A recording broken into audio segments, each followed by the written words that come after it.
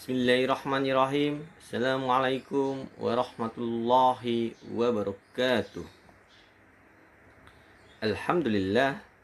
Alhamdulillahi rabbil alamin. Wabihi nasta'in. Wala ali umuri dunya waddin.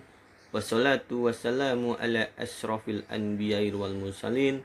Wala alihi washabihi rasulillahi ajmain. Amma ba'du.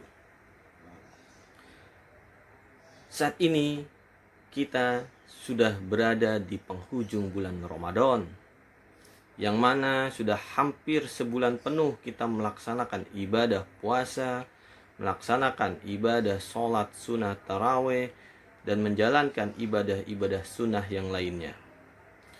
Tentu selama satu bulan penuh, kurikulum Ramadan mengajarkan kita tentang sesuatu hal yang perlu kita tingkatkan dan kita implementasikan tidak hanya di bulan Ramadan. Apa yang bisa kita petik dari hikmah di dalam bulan Ramadan ini? Yang pertama, Ramadan mengajarkan kita menjadi orang-orang yang sabar, ulet, dan tahan uji. Saat ini kita sedang berada di akhir zaman, di mana tingkat persaingan semakin tajam.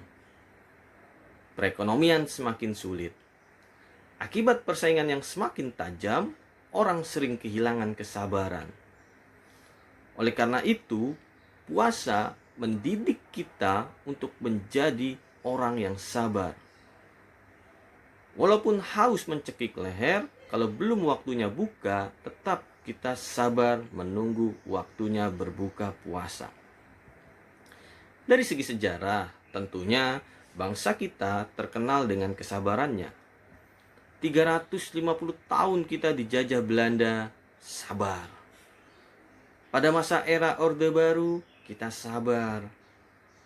Apalagi saat ini, masa pandemi, hampir 1,5 tahun kita tidak mengenyam pendidikan secara langsung, secara tatap muka langsung. Kita pun juga sabar. Oleh sebab itu, kita harus bisa menjadi generasi yang sabar, ulet, dan tahan uji. Inilah pembelajaran pertama yang bisa kita petik di dalam bulan Ramadan. Kalau kita bandingkan antara 3 makhluk ciptaan Allah, yang pertama adalah malaikat, yang kedua adalah manusia, dan yang ketiga adalah binatang, tentu punya karakteristik dan perbedaan yang sendiri-sendiri. Kalau malaikat, dia diberikan akal, tapi dia tidak diberikan hawa nafsu. Binatang, dia diberikan hawa nafsu, dia diberikan otak, tapi dia tidak diberikan akal. Sedangkan manusia, kita diberikan akal untuk berpikir dan diberikan hawa nafsu untuk dikendalikan oleh akal pikiran kita. Malaikat selalu taat terhadap perintah Allah, dan bahkan malaikat tidak pernah melakukan kesalahan sekecil pun. Sedangkan binatang, tidak. Dia berbuat sesukanya saja. Karena apa? Dia tidak punya akal. Manusia, kita punya akal dan kita juga punya hawa nafsu. Apabila akal kita menang, maka derajat kita bisa lebih tinggi dari malaikat. Tapi tatkala hawa nafsu kita yang menang, maka derajat kita bisa jadi lebih hina dari binatang.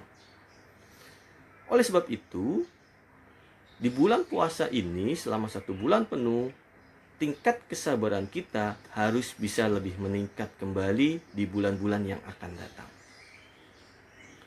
Pembelajaran yang kedua yang bisa kita ambil di bulan Ramadan yaitu istiqomah.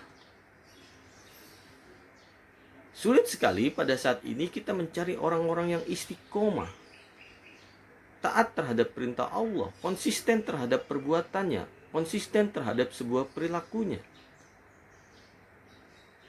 Tentu perilaku yang baik.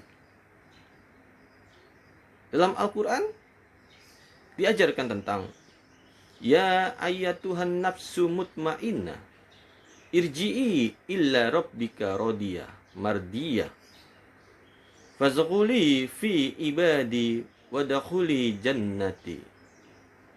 Wahai jiwa-jiwa yang tenang, kembalilah kepada Tuhanmu dengan hati yang ridho, maka masuklah ke dalam golongan hambaku dan masuklah ke dalam surgaku. Jadi bagaimana orang-orang yang tetap istiqomah di dalam ajaran Allah, maka surga sebagai ganjarannya.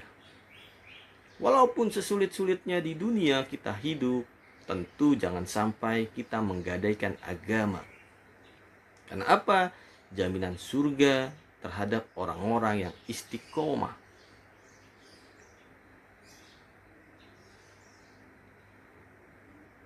Yang ketiga, kurikulum yang ketiga, pembelajaran yang ketiga yang bisa kita ambil di bulan Ramadan adalah ikhlas. Kalau kita bisa bandingkan, ibarat amal itu jasad kita, sedangkan ikhlas adalah ruh kita. Jadi ikhlas hanya kita sendiri yang mengetahui dan Allah Subhanahu wa taala. Keikhlasan bukan terlihat dari kata-kata. Bahkan orang yang sering berkata saya ikhlas belum tentu hatinya ikhlas. Karena ikhlas itu amalan batin. Puasa pada tahun ini menyelamatkan kita dari sifat-sifat yang ria. Kita beriktikaf, kita bermunajat, kita menjalankan ibadah, kita menjalankan puasa semata-mata hanya untuk mendapat pahala dari Allah Subhanahu wa taala. Tidak untuk dipamerkan. Karena kalau dipamerkan itu termasuk penyakit batin. Kalau penyakit zohir, penyakit fisik itu bisa disembuhkan. Tapi kalau penyakit batin, celakanya dunia dan akhirat. Kalau penyakit zohir, mungkin celakanya hanya dunia saja. Tapi kalau penyakit batin, celaka di dunia dan celaka di akhirat. Maka dari itu, puasa mampu melahirkan kita sifat keikhlasan. Agar di dalam melaksanakan ibadah, cuma kita dan Allah saja yang mengetahui. Tidak untuk dipamerkan, bahkan tidak untuk disombongkan.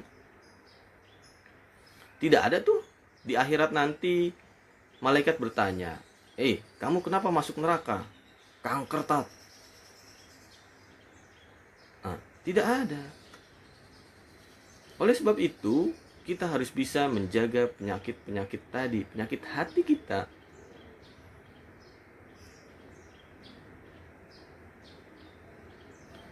Selepas bulan Ramadan, harus muncul semangat-semangat keikhlasan yang lebih. Mari kita sama-sama bermunajat kepada Allah, agar senantiasa dilindungi dan dimudahkan untuk tetap menjalankan ibadah puasa sampai finish, dan tetap bisa mengimplementasikan menjadi diri kita menjadi lebih baik, terutama dalam hal peningkatan keikhlasan, kesabaran, dan keistiqomahan. Demikian yang dapat saya sampaikan, lebih kurangnya saya mohon maaf. Akhir kata, wallahul muwafiq ila aqwamit thoriq. Assalamualaikum warahmatullahi wabarakatuh.